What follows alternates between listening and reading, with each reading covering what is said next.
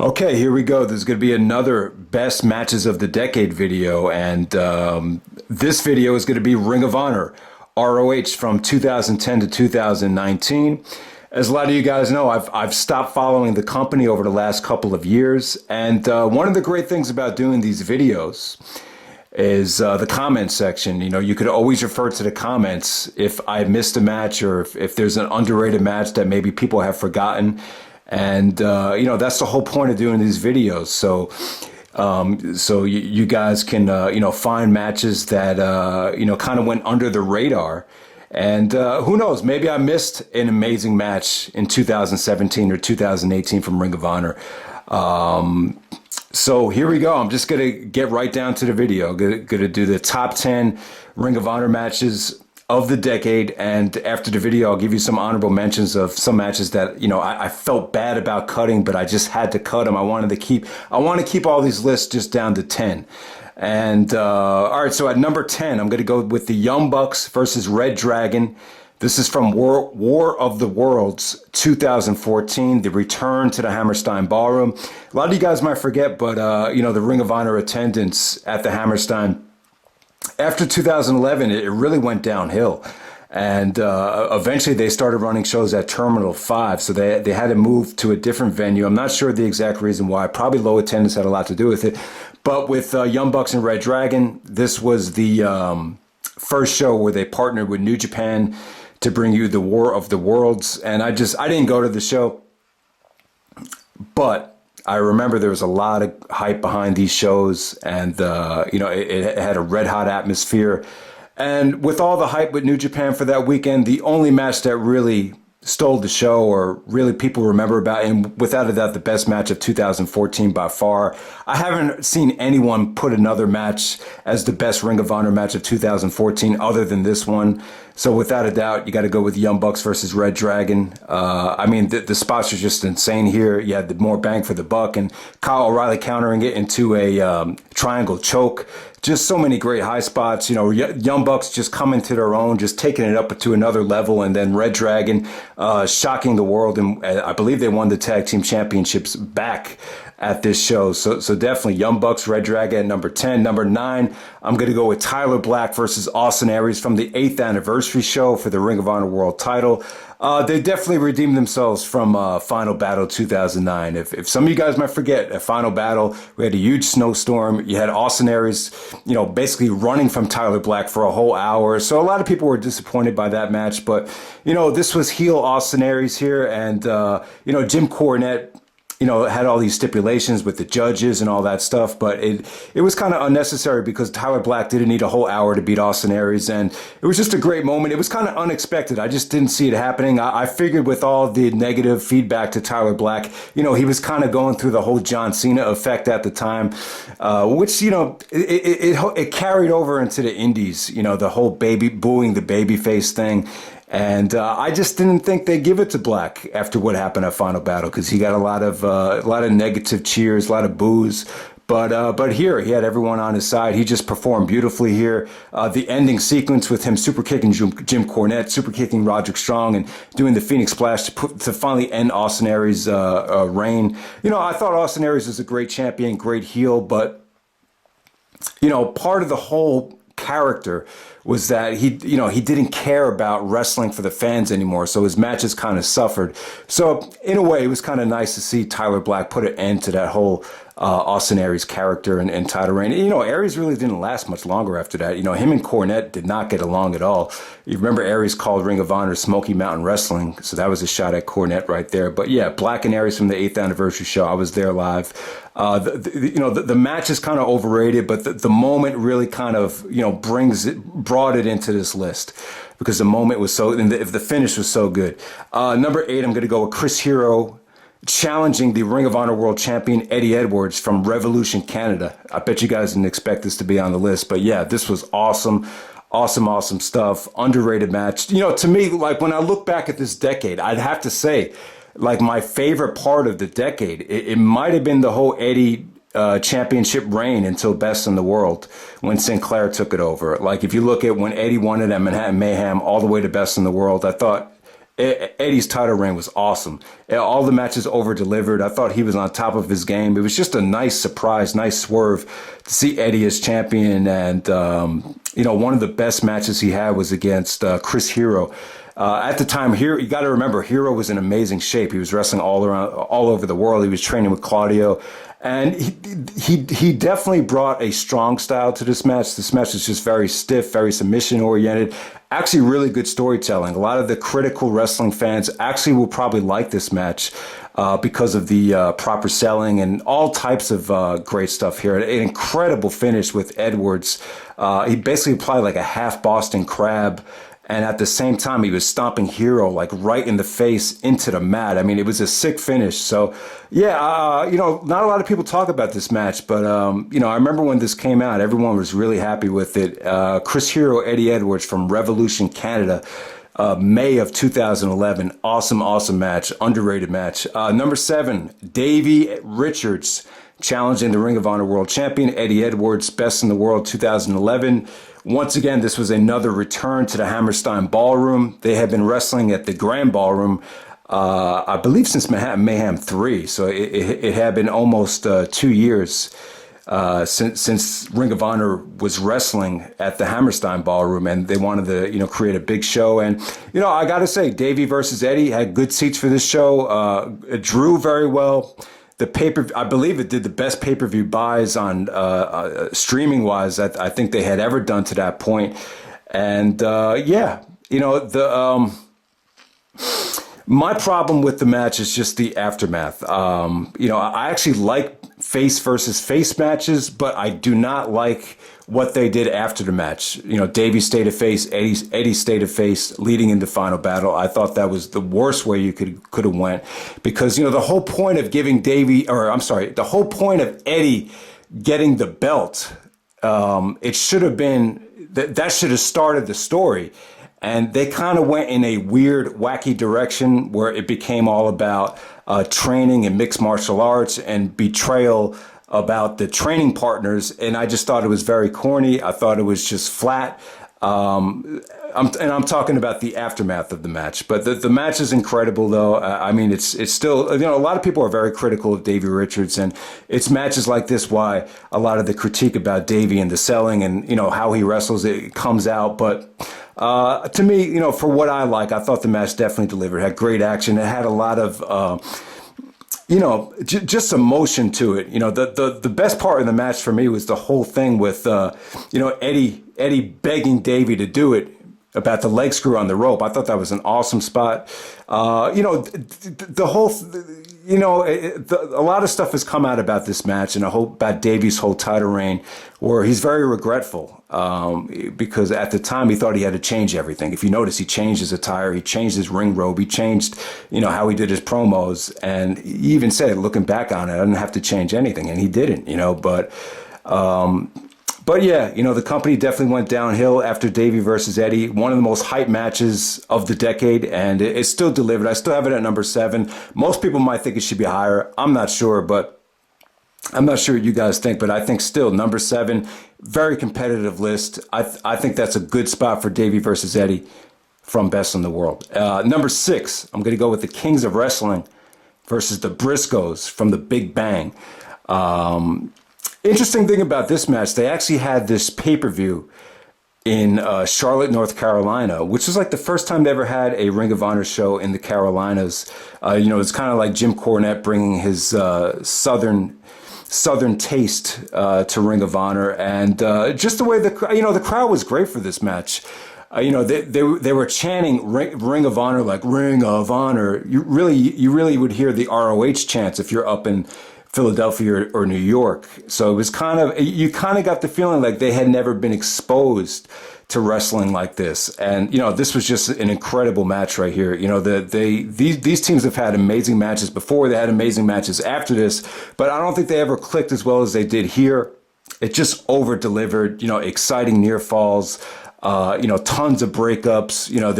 There's a great heel spot with Chris Hero using the loaded elbow pad to get the victory, and then I think it was Jay Briscoe was actually throwing up after the match. So, yeah, probably the best tag match that Ring of Honor had this decade was Kings of Wrestling versus the Briscoes from the Big Bang. You know, Kings of Wrestling were just awesome at that time. They were just untouchable. Hero and Claudio, they were just both just such an amazing shape.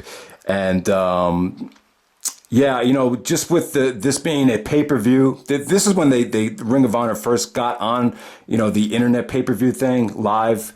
So, you know, even though these teams have faced each other before, they never faced each other with the stakes quite this high, with, you know, so many eyeballs on them. So I think that's what made the match great. And at the same time, they're wrestling in uncharted territories. You know, they had never been down south to the Carolinas before. And the match was definitely a big bang, no doubt. All right, so number 5, I'm going to go with Jay Briscoe defending the Ring of Honor World Championship against Jay Lethal, the Ring of Honor Television Champion, at the Best in the World pay-per-view, winner take all. So the winner would take both belts. Amazing match. I still think it holds up. It really got off to a slow start. But by the finish, this was just a war, man. And you could just tell Jay Lethal, you know, stepping up his game on the microphone. You know, just a lot of great trash talking in this feud.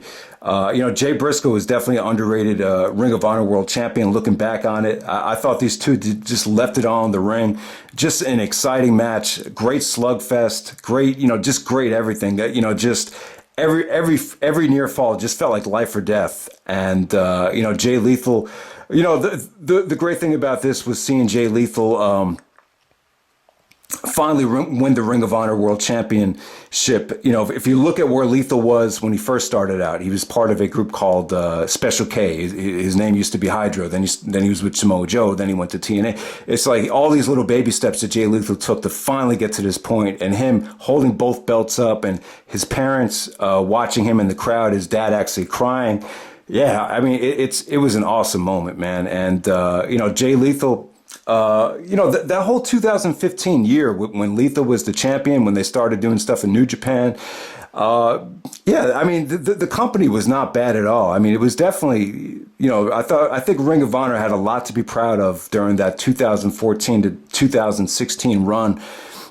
You definitely had a lot of good talent there. And from what I remember, the whole Jay Lethal title reign really stands out as being one of the best. Number 4.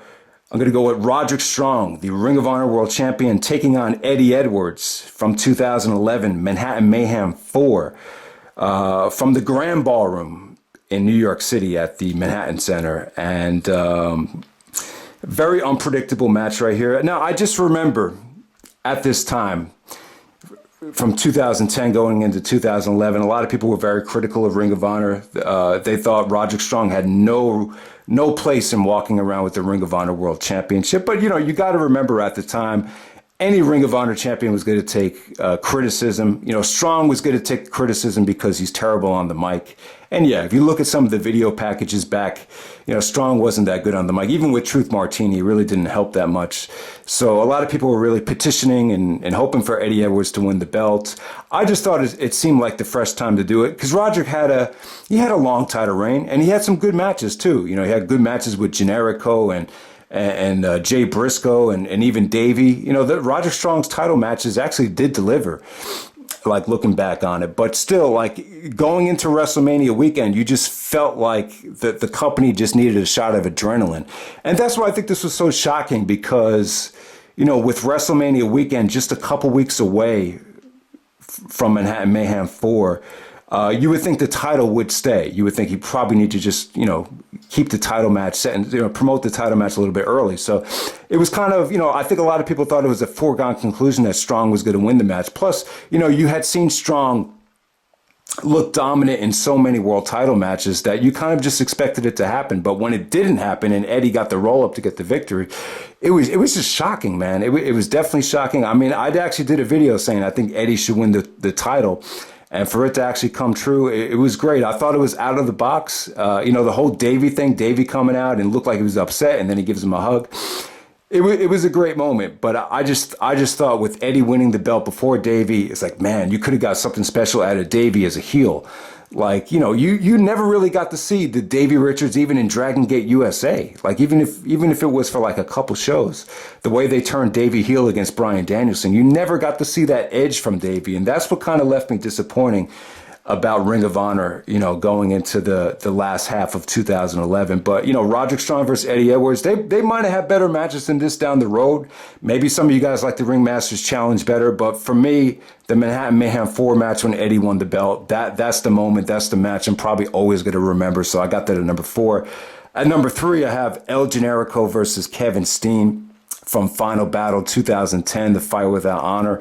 I mean, they had built this up a whole year. If you remember Final Battle 2009, Steen actually turned on Generico, looked like he was going to retire, and then all of a sudden he takes the chair and he tells Generico, "I hate your fucking guts." And they actually use a chair here for the finish, with Generico getting redemption on Steen. So many things to say about this match, but talk about over-delivering. It really did over-deliver. I love the match before this too with Davey and Roderick, but this kind of overshadowed the whole Davey Richards Roderick Strong title match. Most people remember Final Battle 2010 for this whole blow-off match between Generico and Steen. But yeah, I mean, there's so many things to say about it. There was some great teasing from Cabana. The teased heel turn from Cabana worked very, very well. Steen was just sick in this match. I mean, some of the stuff he did with the blood was just kind of tough to watch, but I mean, God, they over-delivered. We've seen Steen and Generico deliver time and time again, but never like this. I mean, they left it all on the line. And, Steen would be vanished from Ring of Honor, be forced out of Ring of Honor, and Generico would get his mask back and wouldn't have to unmask as part of the stipulation. And, I just remember a lot of bickering between Jim Cornette and Kevin Steen about this whole feud. And it seemed like in 2010, Steen and Generico still had a lot of freedom and a lot of power to just go out there and do what they can do. And they just rocked the house. So I got this at number 3, Steen versus Generico, Final Battle 2010. I think that's a great spot for it. At number 2, I got Davey Richards, the Ring of Honor World Champion, challenging Michael Elgin. Showdown in the Sun, WrestleMania weekend 2012. Unexpected classic right here. I just remember being really down on Davey Richards. I thought he lost a lot of passion. His promo started suffering. And, just Ring of Honor overall, people stopped going to the shows in New York City. Everyone used to go together. And even by WrestleMania weekend, I remember not even ordering the pay-per-view on Go Fight Live. I don't know. I just wasn't interested. And as the shows were happening, I remember hearing about streaming problems, and I was like, oh my God, this is terrible. I think at that time, Ring of Honor really wasn't quite ready to adapt to the technology. If you guys remember, WWE still hadn't had the WWE Network yet. I mean, their first big show, I think, was like SummerSlam 2014. So you still had over 2 years until the whole streaming thing on the networks became, the WWE's thing. So, but I heard people, raving about this match. Like, oh, the stream died. I fell asleep. And when I woke up, Davey and Elgin came on. And I got to say, might be the best match I've ever seen. I'm like, really? I don't know. I mean, Elgin was always great. People were comparing him to Dr. Death, Steve Williams. But, I never envisioned him, going out there and having a match like this. And it was just awesome here. I would actually say that Elgin outperformed Davey. A lot of the near falls were Elgin no-sold it. He just had the crowd in the palm of his hands. I just remember everyone just loving this match. I remember people, I guess this is when Twitter first came out. I remember people tweeting match of the fucking year. And yeah, man, it was awesome, man. I think looking back on it, if you knew the match was going to be this good, put the belt on Elgin. Because he was incredible in this match, but it takes two to tango, and Davey. This is when Davey finally got that classic match out of that title reign, which was kind of disappointing looking back on it. But at least this came of it, a near best match of the decade between Davey Richards and Michael Elgin, Showdown in the Sun.